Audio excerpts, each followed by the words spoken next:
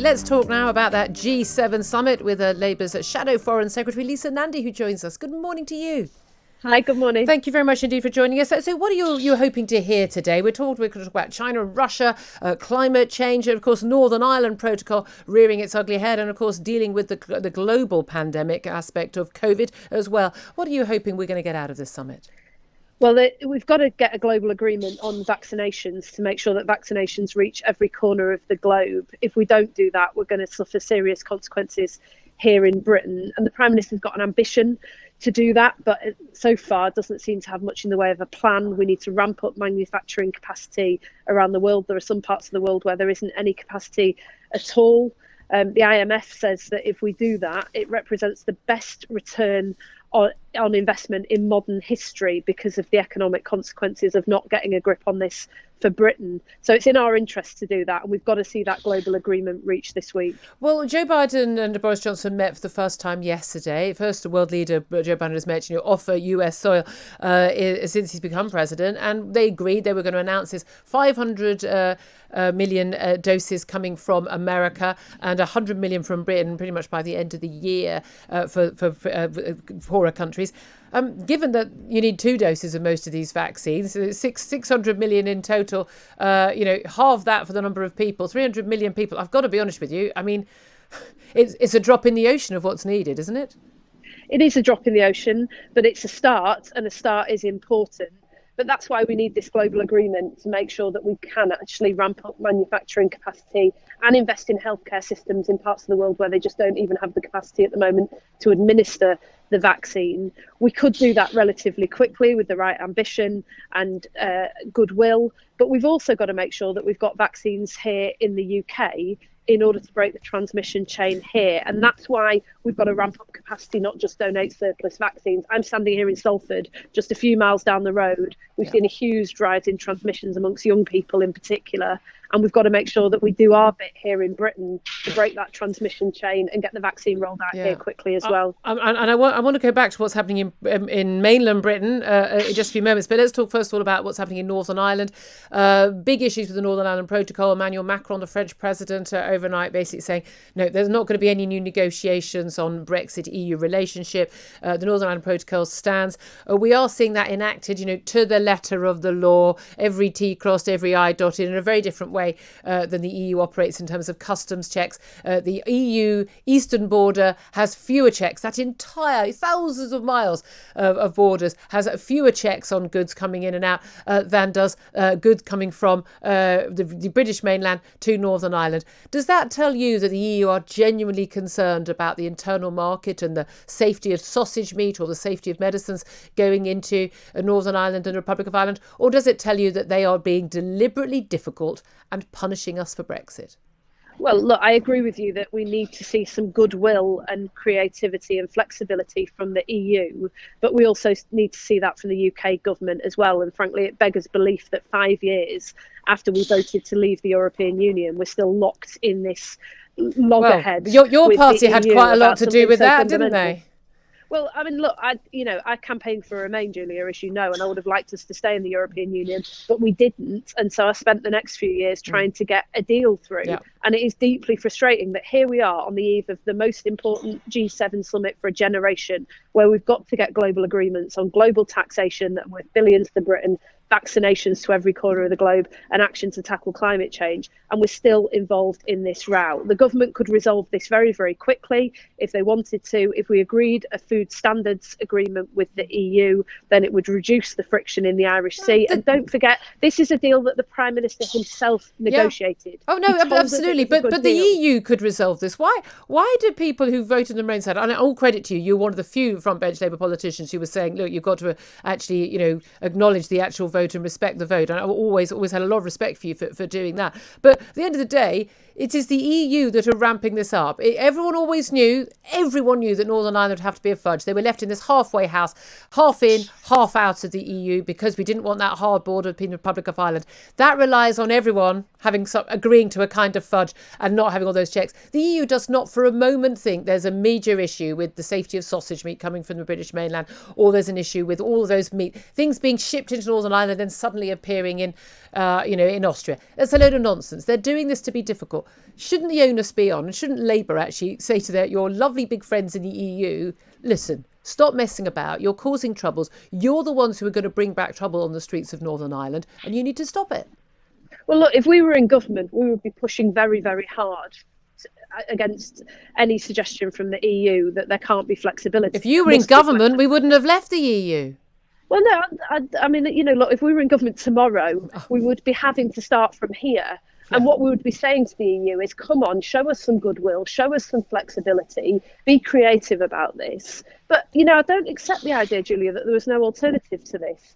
We could have negotiated a deal, which was what Theresa May was trying to do, that had close alignment with the EU on standards, which meant that we didn't have a border within the United Kingdom, that meant that we didn't have these ongoing problems, and would have meant that we weren't going into this summit with the appalling spectacle of the UK Prime Minister having to be rebuked by the President of the United States for his lack of commitment to the Good Friday Agreement. But he didn't have to. Hold on a minute. What about the EU threatening to put a hard border up between the UK, the Northern Ireland Republic of Ireland over vaccine rollout, for goodness sake? I mean, come on.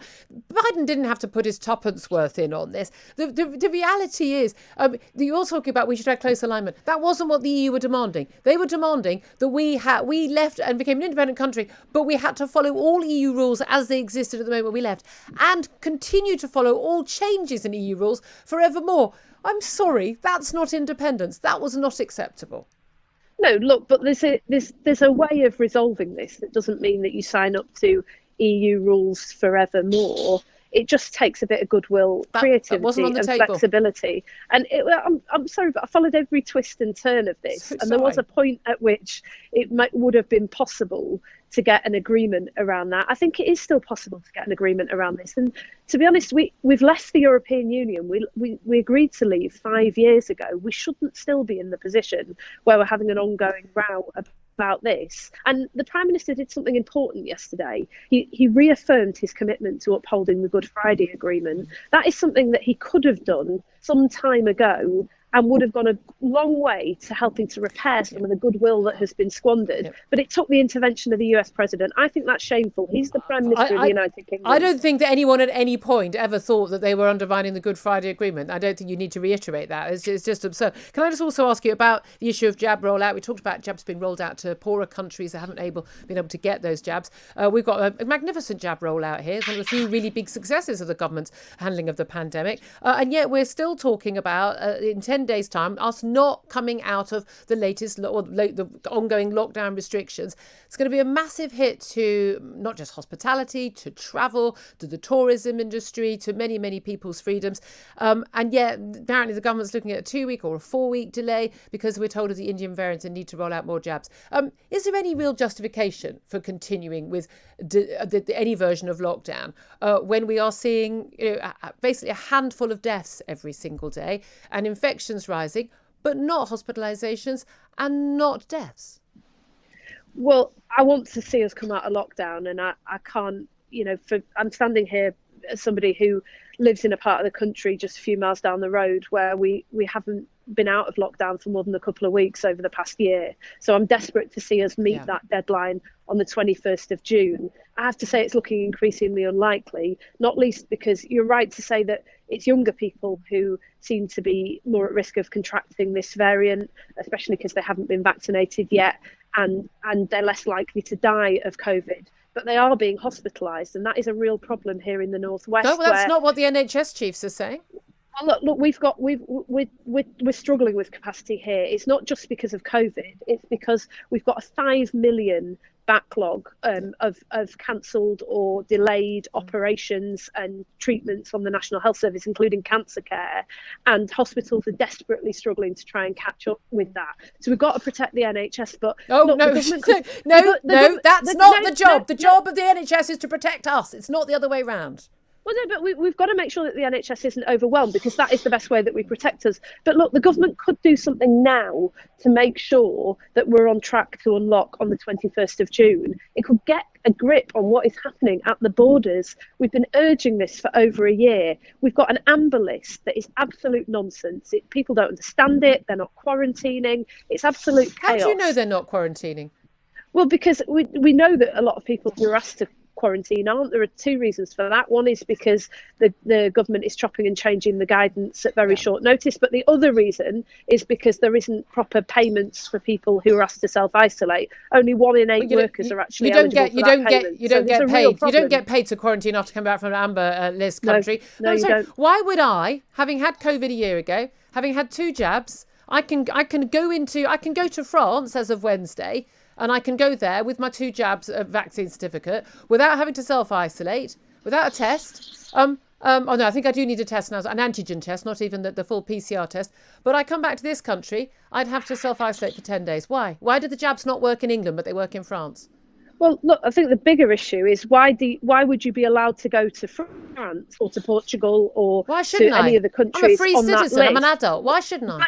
But not be allowed to go down the road to Bolton to see your family. That strikes me as the bargain that the government has struck. They're telling people in Greater Manchester that they shouldn't leave the area they're and not that they should avoid doing mixing. it. They're legally allowed to do it. It's just would be wise not to go into a high risk area if you've not been double jabbed. That would make sense. That's exactly the sort of sensible common sense guidance that we should have had all along.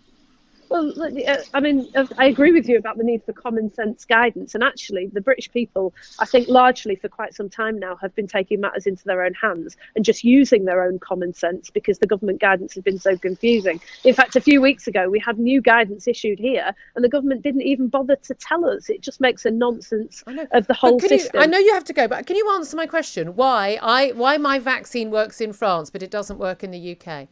Well, look, your vaccine protects you to a large extent against getting COVID, against worse outcomes from COVID, and against transmission. But it's not 100%. No, nothing's 100%. But why is it safe enough for me to travel to France? Why do the EU, most of the EU, perfectly happy to have me there with my double jab, but Britain doesn't think I'm safe to come back?